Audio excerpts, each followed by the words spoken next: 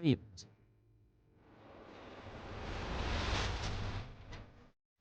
Meron it. Salamat, boss. Sakto lang ito. Ay?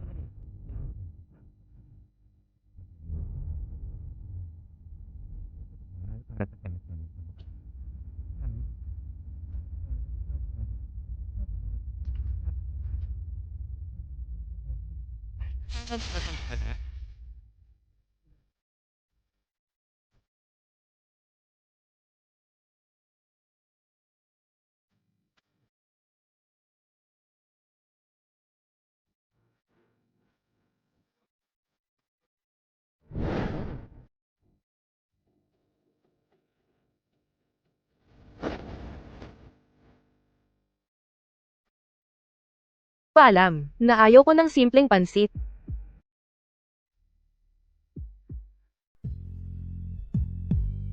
Emmy, May pang-ulam pa tayong seafood ngayon galing kay Lolo. Amy, ikaw na ang kumain nito. ayaw ko ng hipon. Pasensya na, Emmy, nadulas ako kanina sa bisikleta, kaya hindi ako nakapaghanda ng mas marami. Sa susunod, pagkakuha ko ng sweldo, isasain ko kayo ng mas masarap. Lolo, okay ka lang ba? Okay lang ako, Hazel.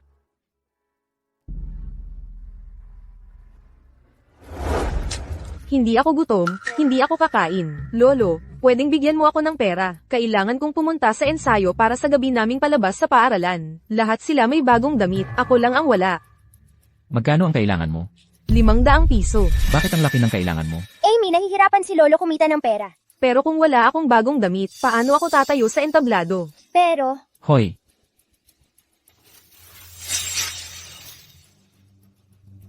Ibigay mo na lang lahat sa akin. hoy, Lanan. Hazel, kain ka na ng hapunan. Sa susunod, Lolo. Lolo, papasok na po ako sa eskwela. sige, ingat ka sa bayahe. Hazel. Nasaan si Emmy? Hindi ko siya nakikitang umuwi nitong mga nakaraang araw. Nasa eskwela pa po si Amy. Siya nga pala, Lolo, ngayong gabi po ang graduation ceremony namin. Pupunta po kayo para panoorin kami, di ba? Siyempre, nangako si Lolo dati, kapag nakapagtapos na kayong dalawa sa Hudson & Yale University, personal na dadalo si Lolo at ibibigay ang kanyang pagpapala. Ayos, Lolo, aalis na po ako. CJ,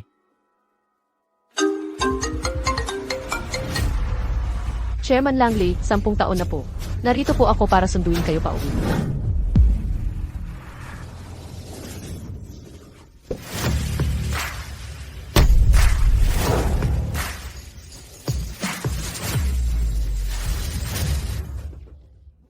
Langley.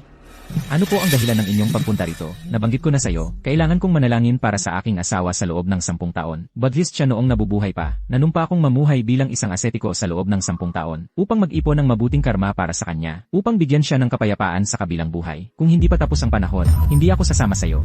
Langley. Eksaktong 10 taon na po. Mula nang umalis kayo sa kumpanya. Sa loob ng 10 taong wala kayo. Sa totoo lang, pagod na ako. Nag-iisa kong pinapatakbo ang lahat. Ang Langley Corporation nang wala kayo ay halos hindi na makaya. Pakiusap, bumalik na po kayo, patatagin ninyo kami. At pangunahan kami tungo sa mas malaking tagumpay. Pakiusap, sumama na po kayo sa amin. Naiintindihan ko, kapag natapos ko ang isang bagay, sasama ko sa'yo. Langley. Kung may kailangan kayo, sabihin nyo lang, ako na ang bahala. Kailangan kong ako mismo ang humarap dito. Magkita tayo mamayang gabi sa Hudson & Yale University. Dapat kang pumunta sa Hudson & Yale University. Maghanap ka ng 2 tao. Ang isa ay si Emmy Foster, ang isa pa ay si Hazel Bennett. Mag-alok ka ng trabaho para sa kanila na may taunang sweldo na $500,000. Ang laki ng produksyon. Talagang todo ang Hudson at Yale Group ngayon. Ito ang sentenaryo ng Hudson & Yale University. Sa tingin ko, ito na ang pinakamalaking graduation ceremony na nagawa nila. Sa dekorasyon at setup na ito, malamang umabot ng $1,000,000 ang ginastos nila, di ba? Mga binibini at ginoo. Ang Hudson at Yale University ay isang institusyong may 100 taon na at isa sa mga nangungunang paaralan sa bansa. Ngunit para sa graduation ceremony na ito, may ibang host talaga sa likod nito.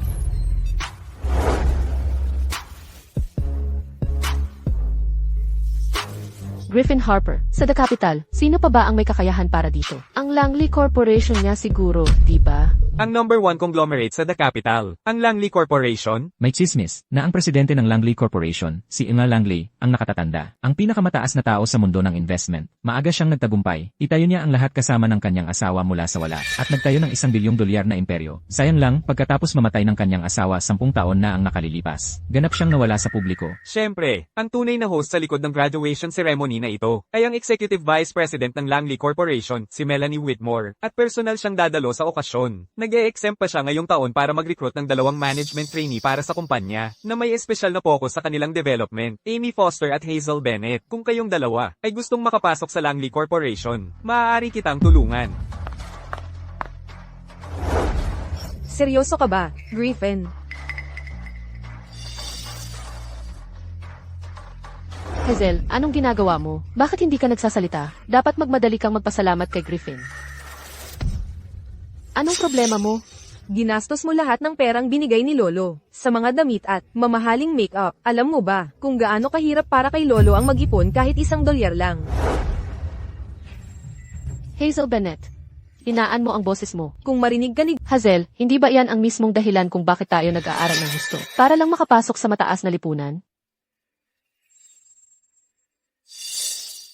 Tingnan mo si Griffin Harper. Napakabata niya, pero siya na ang number 1 na paborito sa ilalim ni Melanie Whitmore. Ganito ang hitsura ng tunay na tagumpay sa murang edad. Kung mahihikayat mo siya, hindi ba mas kapakipakinabang iyon kaysa sa atin? Na mag-aaksaya ng 10 taon sa mga libro.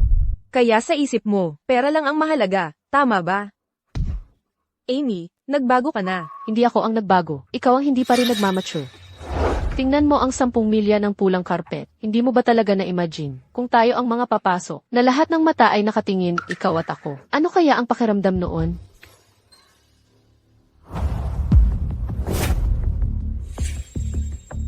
Saan ba nanggaling ang pulubi na ito? Security! Palayasin niyo siya, ngayon din. Hahaha. Hindi ba siya yung lalaki sa kabilang kalsada na nagkakalakal ng basura? Bakit ang baho ng amoy niya?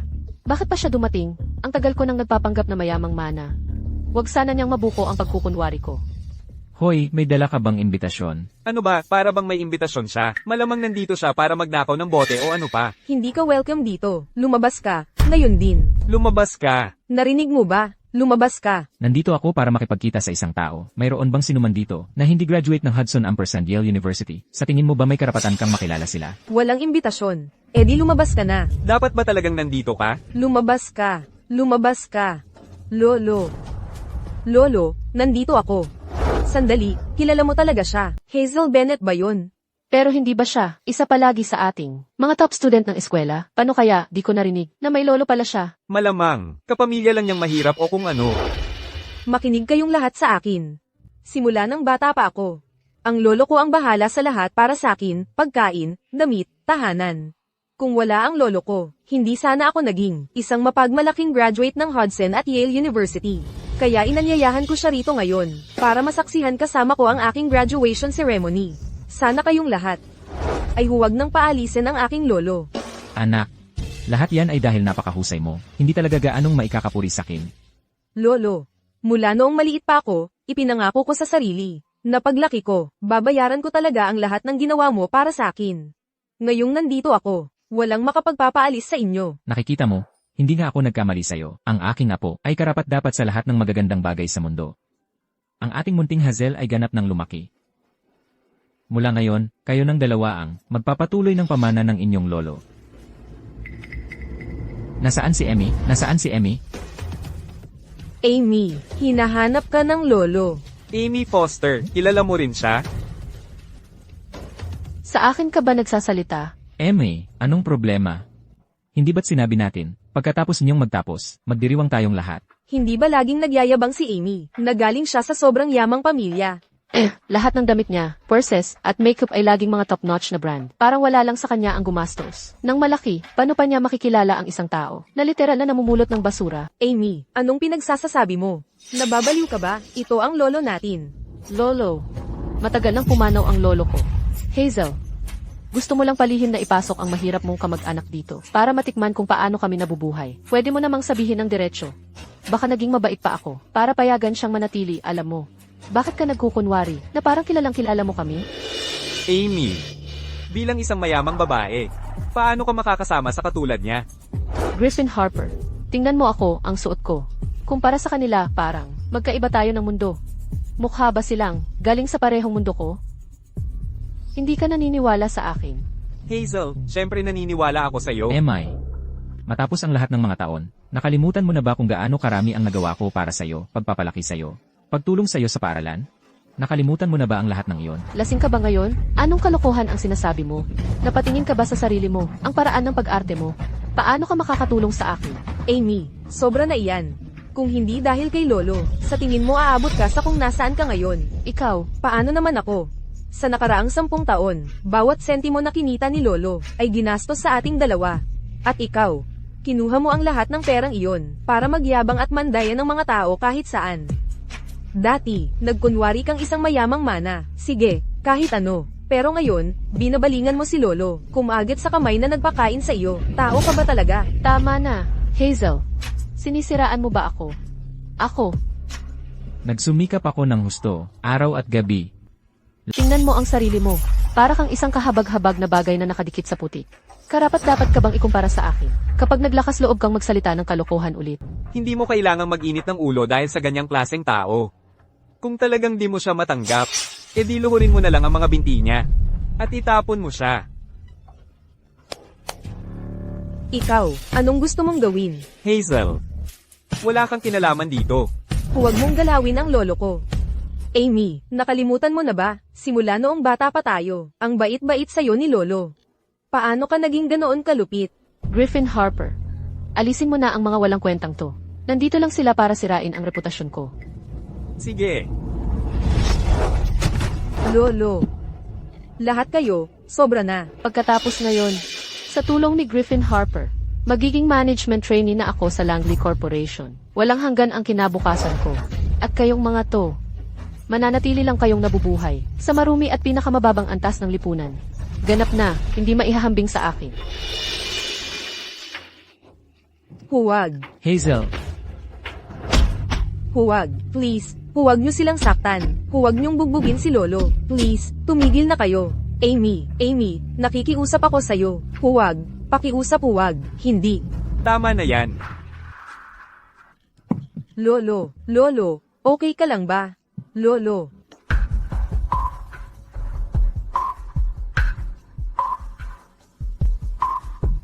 Basura. Ang basura ay mananatiling basura. Lolo, ibigay mo ang pera mo. Bilisan mo. Wala akong pera. Bilisan mo nga. Wala talaga akong pera. edi bubugin kita, Lolo. Lolo. Emay, kailangan mong tumakbo. Aalalayan ka ni Lolo. Interesante ka, maliit. Ang tapang mong makialam sa usapin ko? Gusto mong maging 3 ang laban, ha? Sige. 3 na tayo. Lolo, pangako ko, pagbabayaran kita balang araw. Hindi ko nahahayaan na maapi ka pa, Lolo. Emay, Lolo, takbo. huwag mo nang bugbugin pa siya. Amy, nakikiusap ako sa'yo. Tigilan mo na. Sabihin mong tigilan na si Griffin Harper. Nakikiusap ako. Amy, Dahil nagdala ka ng mga taong ganyan. Para sirain ang buhay ko. Dapat kang magbayad. sige, wala na akong sasabihin. Titigil na kami sa pagsasalita. Nakikiusap ako. Pakiusap. Sabihin mong tigilan na si Griffin Harper. Isa ay mabait na bata lang. Isa ay matataas na ehekutibo sa Langley Corporation. Malayo ang agwat nila. Kapag gusto ni Griffin Harper na may bagsak, talagang mababagsak yon.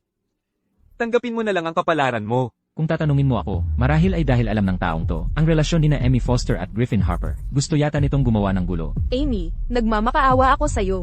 Ako, pangako, hindi ako makikialam sa mga nangyari noon. Sige na, pakawalan mo lang si Lolo. Basta palayain mo siya. Aalis na kami kaagad. Hindi na kami magpapakita sa harap mo muli at hindi namin sisirain ang imahe mong mayamang dalaga. Ikaw mismo ang nagsabi niyan. Kung magsasalita ka pa ng isang salita, papatayin ko kayong dalawa. Griffin, tumigil ka. Huwag mong sirain ang seremonya.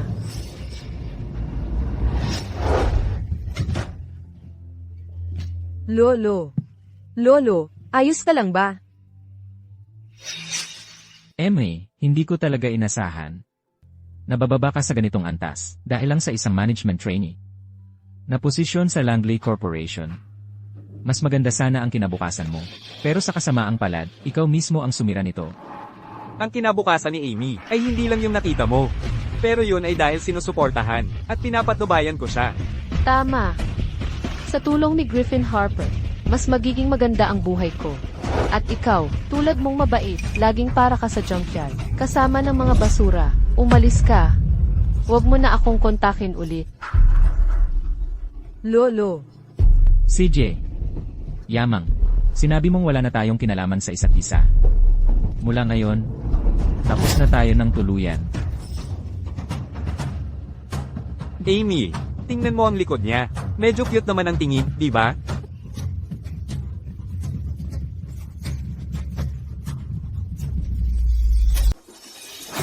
Tagapangulo Langley.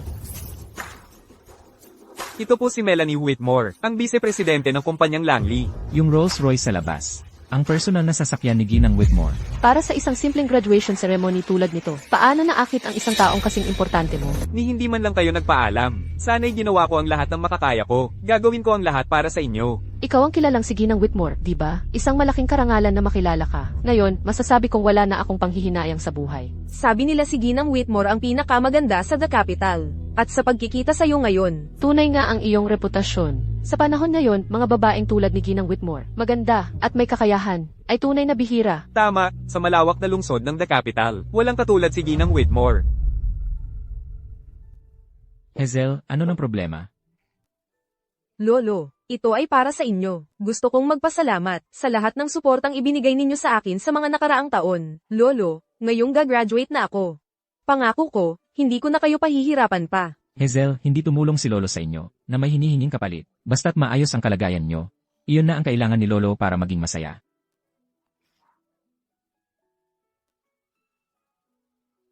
Ang mga rosaryong ito ay mana-mana na sa ating pamilya. Ngayon, ipapamana ko Lolo, sinusubukan mo lang ba akong pasayahin? Lolo, nangangako ako na hindi kita bibiguin. Sisiguraduhin kong babayaran kita balang araw. MS Whitmore, hayaan mong ipakilala ko sa iyo ang isang tao. Ito si Amy Foster, narito mismo kasama ko. Nasuri ko na siya. Ang kanyang mga kasanayan sa negosyo ay talagang malakas. At dahil personal mong itinaas siya ay sanayin bilang isang management trainee. Talagang may mata ka para sa talento. Emmett Whitmore, talagang magsisikap ako. Talagang naghahambing ang mga tao, at nakakabaliw ito, ha? Amy Foster. Siya ay talagang magtatagumpay. sa pangangalaga ni Emmett Whitmore sa kanya. Kapag pumasok na siya sa Langley Corporation, garantisadong aakyat siya ng maayos sa mga ranggo. Sa totoo lang, medyo naiinggit ako. Hello, Chairman Langley. May nangyari, kaya kailangan kong umuna ng umalis. Pero ikaw, Huwag kang mag-alala. Nangako ako sa iyo na babalik ako sa kumpanya, at hindi kailanman ako sumisira sa aking salita. Ito lang ay may bagay o may tao sa seremonya na nagpagalit sa akin. Magkita tayo bukas ng umaga sa opisina. opo, Jim A. Langley. Emmett Whitmore, isang karangalan na lang na makita ka ng personal. Kung sakaling mapasailalim ako sa iyong gabay, magiging ganap akong tapat at susunod sa bawat utos mo. Tumahimik ka, sinabi ni Chairman Langley. May mga tao at bagay dito na nagpagalit sa kanya. Kung nagagalit si Chairman Langley, ang buong Langley Corporation ay nagagalit. Kaya inaanunsyo ko na ang recruitment ng management training ngayong araw ay kinansela. Anong nangyari? Mas mabuting pag-isipan mo ng Ginang Whitmore. Tagapangulo Langley. Lahat ng tao rito ay mga mag-aaral mula sa Hudson at Yale University. Saan nanggaling ang tagapangulo Langley na ito? Wala sa amin ang nakakilala kay Tagapangulo Langley. Paano namin siya na-offend? Huwag mong sabihin sa akin. Dahil sa matandang lalaki na yon na nag-away kanina. At kahit paano, ang misteryosong Tagapangulo Langley na ito, ay nalaman ito. Kung alam ko lang na ang matandang weirdo na iyon ay magdudulot ng problema, hindi ko sana siya pinapasok. Kung hindi dahil sa kanya, tiyak na hindi magagalit si Ginang Whitmore. Lahat ay dahil sa kanya. Alam ko na, mga tulad ni Jonathan Langley ay nagdudulot lang ng problema sa mga tao sa paligid nila. Baka sinadya niya ito kanina, para lang sirain ang kinabukasan ko. Griffin Harper, ano ang dapat kong gawin? Ako ba, ay hindi na makakapasok sa Langley Corporation? Tama na. Siya, si Melanie Whitmore, ay isang top executive sa kumpanya. Pero hindi ba ako executive din? Bukod pa riyan, kahit na wala na ang management trainee program, mayroon pa rin akong daan na inihanda para sa'yo. Griffin, napakabuti mo sa akin. Hindi ko kailanman Tuloy lang, tuloy lang. Kahit hindi ko makuha ang management trainee spot, Determinado pa rin akong sumali sa Langley Corporation. Aba. Hindi ba't si Hazel ito? Binawi na ni Emmett Whitmore ang qualification mo bilang management trainee. Paano ka pa nagkakalakas ng loob na magpakita dito? Tignan mo nga ang kahangahangang gusaling ito. Ito ang pribadong ari-arian ng Langley Corporation. Pat ang lupa ay permanenteng pagmamay-ari nila. Dapat ay magbigay ito ng ideya sa iyo tungkol sa kapangyarihan nilang pinansyal. Napakapangit ng suot mo, at hindi ka ba nahihiya? Nandito ako para sa isang interview, hindi para sa isang beauty pageant. Bakit ko kailangang magsuot ng sobrang ganda? Bukod dito, ang Langley Corporation ay nagdaraos ng public recruitment. Bakit hindi ako kwalipikado? Hazel, parang bata talaga ang pag-iisip mo. Ang buong public na iyon ay isang malaking biro. Kung wala kang koneksyon, sino bang magiging seryoso sa iyo? Lahat na pumupunta para sa interview ay may kumukalabit sa loob. Para maging totoo sa iyo, ang resulta nitong interview ay halos nakadesisyon na. Sayang lang ang oras mo. Hazel Bennett, salamat kay Griffin Harper. Garantiya akong makakapasok sa Langley Corporation. Ikaw naman, nandito ka lang para maduro. Sa susunod mong buhay, magpapatuloy ka sa pagpulot ng mga natira. Kasama ng pulubing, lolo mo. Oh, siya nga pala, huwag kang mag-alala. Sa hinaharap, sisiguraduhin naming suportahan ang junkyard business dahil magkaibigan naman kayo ni Amy. Tara na.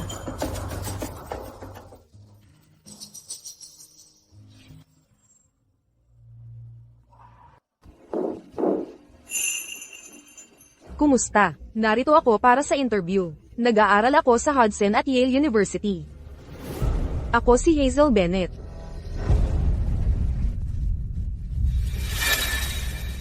Lolo. Bakit ka mukhang nagulat? Lolo, anong ginagawa mo rito? Lolo, tumayo ka. Iyan ang upuan ng boss. Huwag kang umupo dyan. Halika, dapat naghihintay tayo sa may pinto. Kung may makakita sa atin, papaalisin tayo.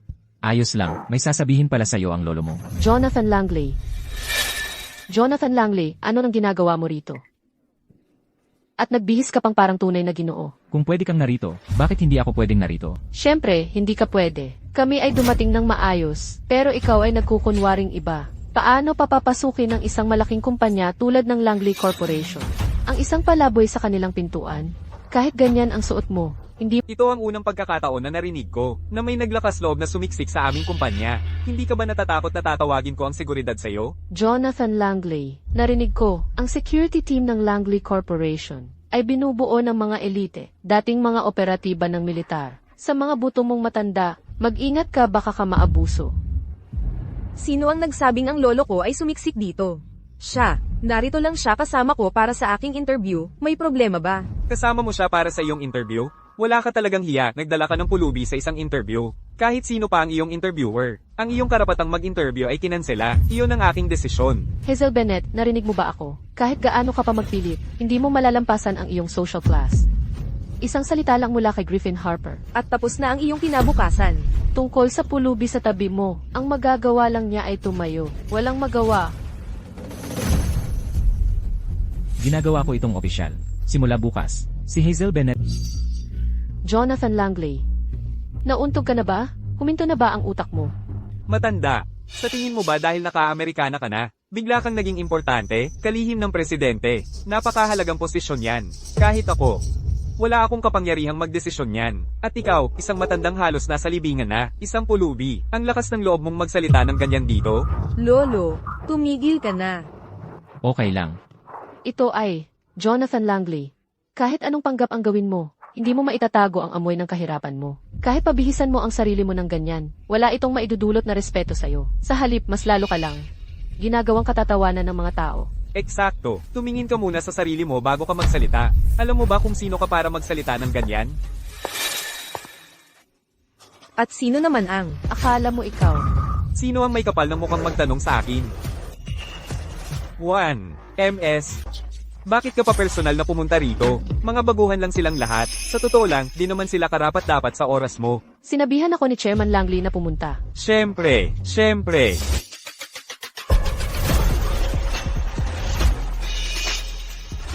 Miss, ikaw si Hazel Bennett, di ba? Hello, MS Whitmore. Huwag kang kabahan.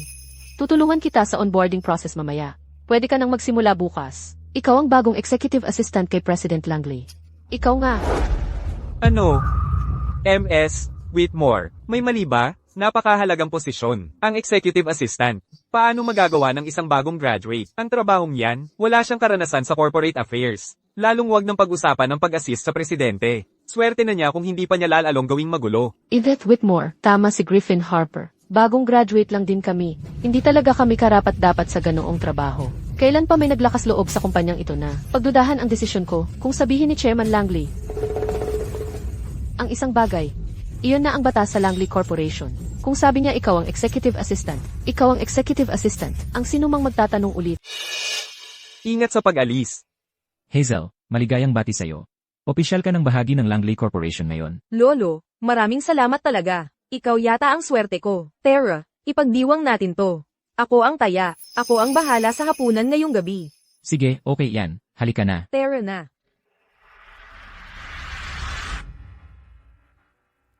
Hintayin mo lang, pambihira. Sa tingin mo ba ay nababaliw na si Melanie Whitmore? Bakit ba siya laging pabor kay Hazel Bennett? Sinabi na ni Edith Whitmore. Desisyon iyon ni Chairman Langley. Yang hinayupak na Hazel Bennett. Laging nagpapakaprofesional. Para bang isa siyang santa. Pero sa totoo lang, mas madumi siya kaysa kaninuman. Sinasabi ko sa'yo, malamang mula pa lang noon, may relasyon na siya kay Chairman Langley. Sigurado yun. Kung makakahalubilo ko lang sana, si Chairman Langley, kukunin ko siya mula kay Hazel. Lolo, tagay na. Ngayon, hindi tayo inom yan. Lolo, maliit na lang na tingga, okay na. Maging mabait ka. May trabaho ka pa bukas. Tubig na lang ang inumin natin sa pagdiriwang. Tagay na. Maligayang bati. Ang ganda talaga ng pinakamagandang seafood restaurant sa The Capital. Salamat kay Griffin Harper, narito tayo ngayong gabi. Kung hindi tayo makakakain ng ganito. Emmy, tignan mo. Nakakatawa talaga ang ibang tao. Nagbibihis ng formal na parang tunay na mayaman. Para lang lokohin ang sarili. Akala nila talaga sila'y mga elite na. Amy Foster, ano ang ibig mong sabihin? Sinasabi ko, wala kang pera pero nagpapakasosyal ka. Sekretarya ka lang ng C. Huwag kang magpakita na parang elitist. Ikaw, Huwag mo siyang pansinin.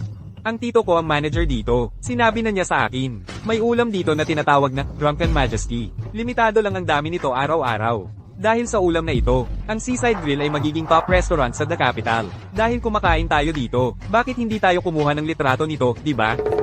magandang ideya. Ikaw ngayon ay ang Executive Secretary ni President Langley sa Langley Corporation. Iyon ay tunay na posisyon ng kapangyarihan. Amy, ang Drunken Majesty na ito ay limitado lang ang supply araw-araw. Napakamahal nito. Kung talagang bibilhin nila ito at hindi nila kayang bayaran, iyon ay talagang nakakahiya. Tara na.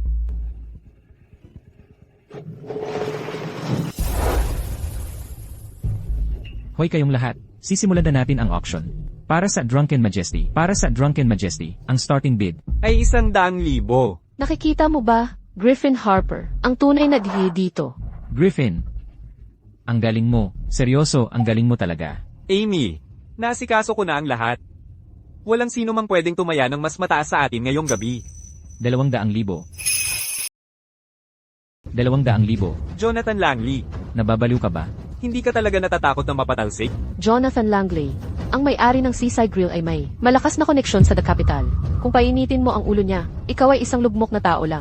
At itong junior staff na ito, pareho kayong magkakaproblema. Lolo, ano ang ginagawa mo? Hindi mo ba sinabi na huwag bababa sa level nila? 200,000 para sa isang ulam. Paano natin kayang bayaran iyan? Okay lang. Magtiwala ka sa akin. 210,000. 300,000. 310,000. 500,000. 500,000. Jonathan Langley, naiintindihan mo ba na para kang clone na gustong mapansin? 500,000. May ganoon ka ba talagang pera? Ano ang silbi ng lahat ng pagpapanggap na ito? Kapag hindi ka nakabayad sa loob ng 1 minuto, mapapatalsi ka pa rin, di ba? Sino subukang maging swan mula sa pangit na itik, ha? Sige, ipagkakaloob ko na sa'yo. Aatras na ako sa pagbibiding. Gusto kong makita kang mapatalsik. Sir, kailangan munang magbayad dito. Pasensya na. Nagbibiro lang kami. Wala kaming ganoong pera. Aalis na kami kaagad. Wala talaga akong dalang cash. Pero, pasensya na po, Ginoo, hindi ko kilala ang card na ito. Sigurado ka bang makakabayad ka? Kunin mo ito, patingnan mo sa boss mo. Dapat nakita na niya ito noon.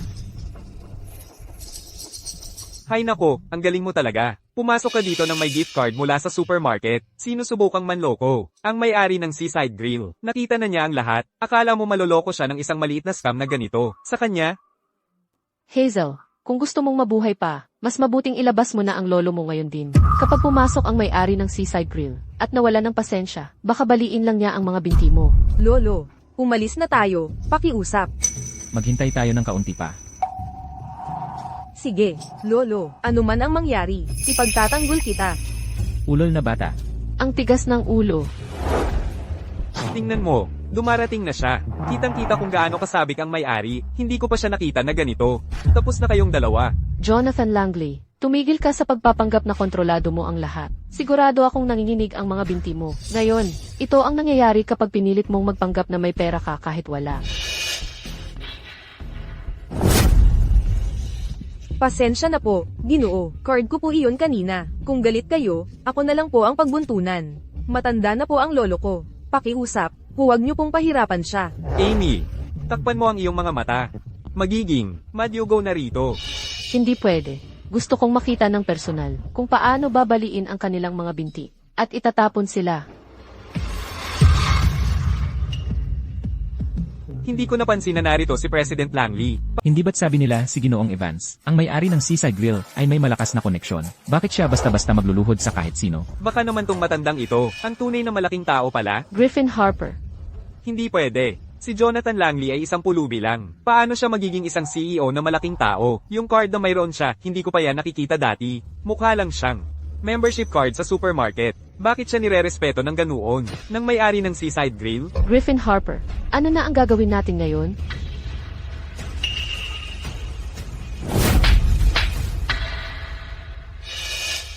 Palagi kitang pinapalampas, kaya ka naging ganyan. Itong sampal na ito, ay upang turuan ka ng leksyon. Ang lakas ng loob mong sampalin ako. At ikaw, sige ka ng sige sa sasabing palalayasin ako. Ngayon, tanong ko sa'yo, sino talaga ang palalayasin? Sasabihin ko sa'yo ito. Ang tito ko ang manager sa Seaside Grill.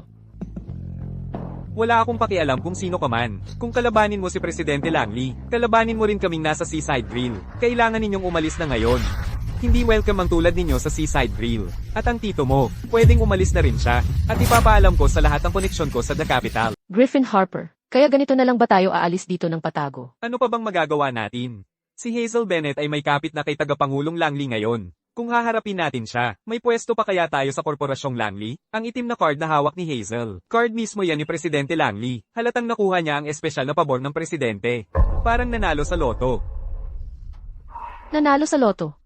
Teka, sa tingin ko, nakauna lang siya. Dahil maganda siya, malamang inakit niya si Tagapangulong Langley. Ang tagal kong naghanda para sa party ngayong gabi. Sige, bahala na. Ang Fleetwood Hotel. Ang Fleetwood Hotel. Lahat ay nakahanda na. Sinasabi ko sa iyo, ang bayaw ko ay hindi nagpakita sa loob ng 10 taon. Ang ball ngayong gabi ay magiging ang pinakamagarbong kaganapan sa buong kabisera.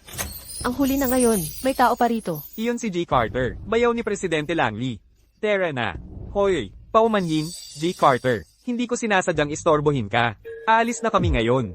Kailan pa naging ating kumpanya kumuha ng ganito kagandang babae? Si Carter. Pero kakalabas ko lang. Oh, sige na, tingnan natin. Sino ang may lakas ng loob na magtanggal? Ng isang magandang babae tulad mo, ilagay mo lang ang iyong gamit pabalik. Pumasok ka sa trabaho gaya ng dati bukas ng umaga. Pero nasaktan ko ang maling mga tao. Ano naman, ang Korporasyong Langley ay negosyo ng aking bayaw. Maaga namatay ang aking kapatid na babae. Wala silang mga anak. Sa lalong madaling panahon, akin na ang kumpanyang ito. Kung sabihin kong manatili ka, sino ang magtatalo? Pero, ang taong kinainis ko, ay ang kasintahan ni Tagapangulong Langley. Ano, sinusubok, sinasabi kong siya'y mananatili. Sino ang may lakas ng loob na tumutol? Pero, ang taong aking nasaktan, ay ang kasintahan ni Chairman Langley. Ano, naglakas loob siyang manligaw sa aking bayaw? Kapag bayarin ko siya. Hazel Bennett, maghintay ka lang, bilang na ang iyong mga araw.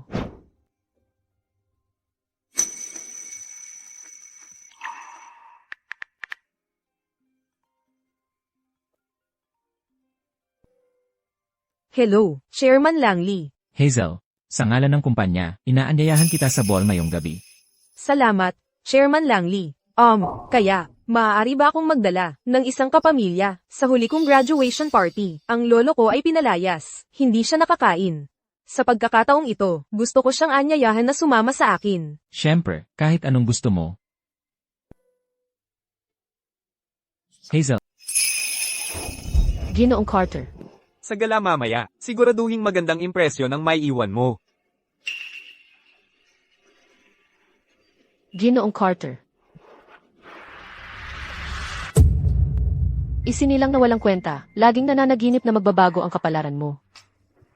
Ang suot mo ay talagang nakakaakit. Sinong gustong akitin mo? Amy Foster, ano ba talagang sinasabi mo? Akala mo ba talaga kapareho kita ng uri? Ako, Hazel Bennett, hindi ako katulad mo para lang malaman mo. Ito yung lalaking ito, siya ang bayo ng Langley Corporation. Tunay na kapatid ni Emref Langley, talagang mula sa mataas na lipunan. Isang binatang pataas ng pataas ang estado. Manatiling mapagpakumbaba.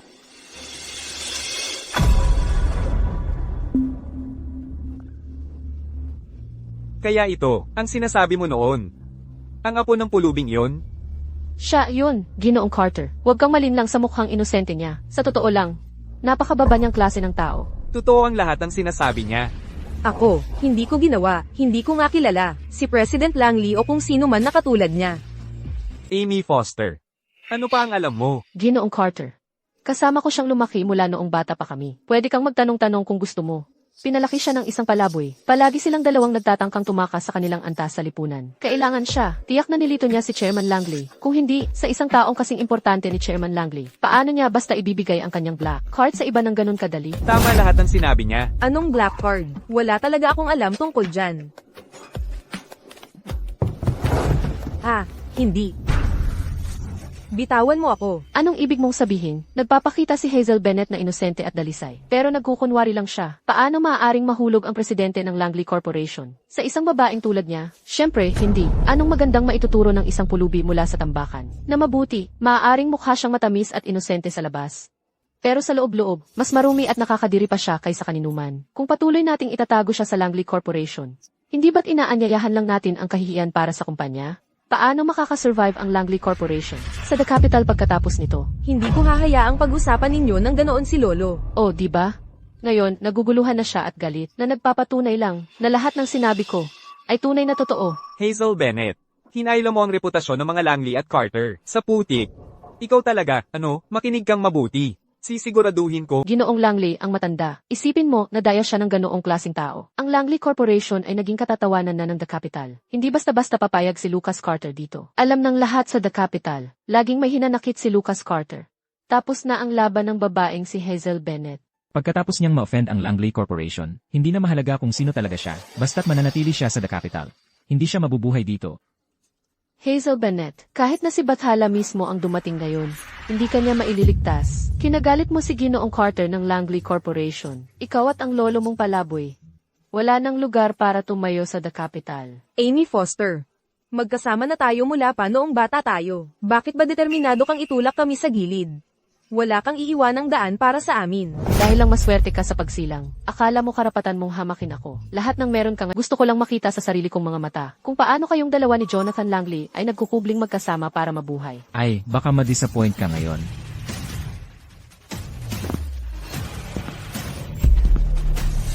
Hanggat nandito ako, walang makakagalaw kay Hazel. HMB. Lolo, kailangan mo nang umalis ngayon. Oh, talagang ang naglakas loob kang sumipot, ha? Hindi ka ba natatakot na ang Langley Corporation ay durug-durugin ka rito sa lugar na ito? Ace Carter. Tingnan mo itong dalawang basura. Hindi ko akalaing maglakas loob silang lumaban hanggang sa huli. At talagang mangahas na hamunin ka. Yung boses na yon. Bakit pamilyar na pamilyar? Ngayon gusto kong makita kung sino ang may kapal ng mukhang makialam sa mga Langley. Ace Carter, tingnan mo agad. Siya yon. Siya ang lolo ni Hazel. Si Ace Bennett, isang bagsak. Tingnan mo roon, bilis. Siya na yon. Siya ang lolo ni Hazel Bennett. Si F. Bennett yon. Dukha, nasa pinakamababang antas ng lipunan.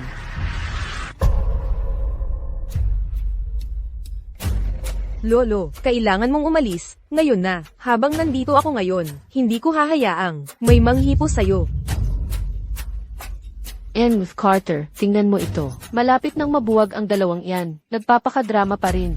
Nakakadiri talaga. Halatang hindi ka nila iginagalang. Hindi iginagalang si President Langley o maging ang buong Langley Corporation. Sayang naman talaga. Dati, akala ko medyo presentable ka. Pero, para sa akin, ang pinakaayaw ko sa buhay ay yung mga taong nangangamkam sa pag-aari ko. Dahil itinutok mo ang tingin mo sa Langley Corporation. Huwag kang nandito na siya ngayon. Hindi ba't parang hinahanap niya ang problema? Hindi siya palalampasin ni Ginoong Carter. Ilang taon na mula nang huling makita ang Ginoong Carter na nagalit ng ganito. Tama, ang ate ni Ginoong Carter ang tumulong kay Ginoong Langley na itinayo mula sa wala ang kumpanya. At ngayon, biglang may kung sinong babae ang dumating at kinuha ito. Siyempre, galit na galit siya. Lolo, bilisan mo, umalis na tayo. Aalis kayo? Gusto niyo bang mamatay? Ganoon ba, Lucas Carter? Hayaan mong tanungin kita, kailan pa naging iyo ang Langley Corporation? Ito. Ikaw ang pinag-uusapan mo. Ang pulubi, ang maruming hampas lupang iyon. Siya iyon. Ginoong Carter, kung ano man ang gusto mo, sa akin mo ibuhos. Nakikiusap ako, pakawalan mo na ang lolo ko. Jonathan Langley, ang pagharap mo kay Ginoong Carter ay marahil ang pinakamalaking swerte sa buhay mo. Kahit mamatay ka sa kamay ni Ginoong Carter, dapat mo itong ituring na karangalan. Yamang naglakas loob kang pumunta dito, ipagpalagay kung handa ka ng mamatay. Ginoong Carter, sige na, asikasuhin. Tumahimik ka. Si A. Carter ay bayo ng Langley Corporation. Napakataas ng kanyang katayuan. Gaano katapang na tawagin mo siya sa pangalan? Talagang lumagpas ka na sa limitasyon. Akala mo ba ay sapat na ang buhay mo? Talagang ignorante ka. Ang edad ay hindi makakabawi sa agwat ng ranggo at katayuan. Ang sinabi mo lang kanina ay sapat na para makulong ka sa 3 kaso. Hazel, ito ba ang lolo na iginagalang mo? Ang ginagawa lang niya ay magsalita ng magsalita. Hindi man lang iniintindi ang kaligtasan mo. Kahit na makaligtas siya ngayon dahil sa swerte. Ang buhay niya ay tapos na rin. Lolo, pakiusap, tumigil ka na sa pagsasalita. Malaking tao talaga si G. Carter. Hindi natin kaya siyang galitin. Hindi ka ba sobrang yabang kanina? Bakit hindi ka na mayabang ngayon? Tingnan mo ang lalaking nakatayo sa tabi ko. Napakahusay niya sa lahat ng bagay. Ngayon ay nasecure ko na ang lugar ko. Sa hanay ng mga elite, makakaranas ako ng walang katapusang yaman at pribilehiyo. At para sa iyo, ikaw ay tiyak na mababalian ng mga binti at itatapon palabas. Ace Carter. Ngayon, nakahanap na rin ako ng lugar ko, sa mataas na lipunan. Pero kayo, ang magiging katapusan nito ay mapipilayan kayo, at itatapon sa kalye. Ginoong Carter, ikaw. Tumahimik ka. Tigilan mo yan. Lolo, hindi mo na kailangang makipag-away sa kanya. Ibaba na lang natin ang ulo at humingi ng paumanhin. Hindi naman nakakahiya yun. Ginoong Carter, ang lahat ng nangyari ngayon ay dahil sa akin. Kung galit ka, ako na lang ang pagbuntungan mo. Nakikiusap ako, pakawalan mo na ang lolo ko. Payagan mo siyang umalis. Habang nandito ako, hindi mo kailangang magpakumbaba kaninuman. Jonathan Langley, hindi ka ba titigil dyan? Hindi mo ba nakikita ang malaking agwat ng kapangyarihan mo sa kanya? Kung gusto kanyang ibagsak, kaya niya yon sa isang salita lang. Kahit anong gawin mo, wala ring magbabago.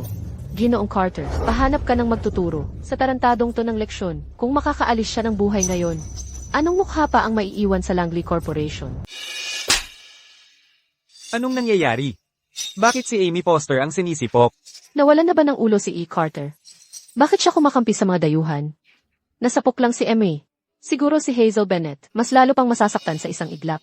Si Carter, palagi akong nasa tabi mo. Bakit mo ako sinasaktan? Hazel, ito ang tinatawag nilang karma. Jonathan Langley, sino ka para pagtawanan ako kahit nasaktan ako? Akala mo ba, mas maganda ang kahihinatnan mo kaysa sa akin? May tiwala lang siya dahil binigay mo yun sa kanya. Hindi. Ipinukol mo na ang reputasyon ng Langley Corporation. Nakalimutan mo na ba ang lahat ng patakaran ng grupo? Jonathan Langley, ang galing mo talaga. Akala mo ba talaga may karapatan kang ipatupad ang patakaran ng Langley Corporation? Hindi mo ba nakikita ang galit na nag-aalab sa mga mata ni E. Carter?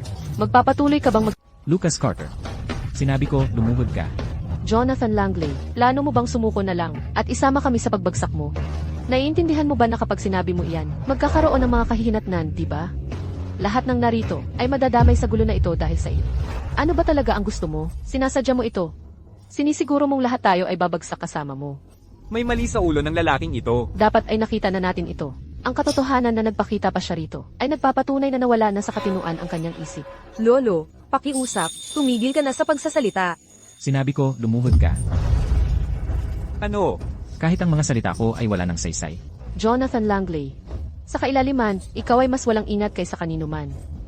Alam mong mabuti na walang magandang mangyayari dito. Pero ipinipilit mong isama kami. Lahat sa pagbagsak mo pa rin. Pero hindi ko hahayaang makuha mo ang gusto mo. Ginoong Carter, sa iyong katalinuhan, nakikita mo kung ano talaga ang balak niya, di ba? Walang sinuman dito. Ang may kinalaman dito kundi tayo. Lalo na ako. Ang aking posisyon ay laging malinaw. Ginoong Carter, ako. Lahat umatras. Ginoong Carter. Gawin mo. Hindi lamang para sa kapakanan ng reputasyon ng Carter Group, kundi G. Carter. Kayo, anong ginagawa mo? Ang ganitong bagay ay nagpapakas ng ating buhay. G. Carter. Hala, hindi. Lolo, magsalita ka naman. Hindi natin pwedeng hayaang lumuhad si G. Carter ng ganito. Kahit na bumabawi na ang kanyang konsensya, kahit na sinusubukan niyang makipag-ayos sa akin. Pero, ang ibang tao sa Langley Corporation, hindi tayo basta-basta palalampasin. Pagkatapos ng lahat, siya ang kumakatawan sa mukha ng Langley Corporation. Lolo. Hazel, malinaw na malinaw ang pag-iisip mo. Pero, kahit gusto mong ayusin ang lahat ngayon, huli na ang lahat. Ikaw at ang pamilya mo ay itinakda na maitim na lista ng Langley Corporation. Naglakas loob kang salungatin ang Langley Corporation. Wala nang paraan para makaligtas ka sa The Capital. Biglang nagbago ang ugali ni G. Carter. Hindi naman iyon lang ang buong katotohanan, di ba? Pagdating kay Emmy Foster, laging mainit ang ulo ni A. Carter. Kaya bakit bigla siyang umuurong? May plot twist nga kaya talaga. Emay, baka ako ang nagkamali. Dati, ang inaalala ko lang ay ang mga grado mo, at lubusang hindi ko pinansin. Ang pinakapayak na halaga ng utang na loob. Kaya ganoon, ang ginawa ko sa'yo, na naging taong pera lang ang habol. Bakit hindi mo tanungin itong A. Carter na palagi mong binabanggit? Sino ba talaga ako? Lucas Carter. Sabihin mo sa kanya. Sino nga ba ako? Bayaw po kita. Kayo po ang chairman ng Langley Corporation. Kayo po ang pinuno ng numero 1. G. Totoo lahat ng sinabi niya. Ace Carter. Nawalan ka ba ng ulo dahil sa galit? Nagsisimula ka ng magsalita ng kalokohan. Mula pa noong nakilala ko si Jonathan Langley. Lagi lang siyang isang palaboy. Paano siya pwedeng maging pinuno ng pamilyang Langley kung presidente siya ng Langley Corporation? Bakit siya magpapakalalaki sa basura? Bayaw ko siya. Paano ko siya mapagkakamali ang ibang tao? Kaya pala lagi siyang punong-puno ng kumpiyansa. Yun pala, mas mataas pala ang kalagayan niya kaysa kay E. Carter. Ang dahilan kung bakit ganito kataas ang posisyon ni G. Carter ay dahil lang sa presidente na ito. Sa loob ng Langley Corporation, ang presidente ang may hawak ng lahat ng kapangyarihan.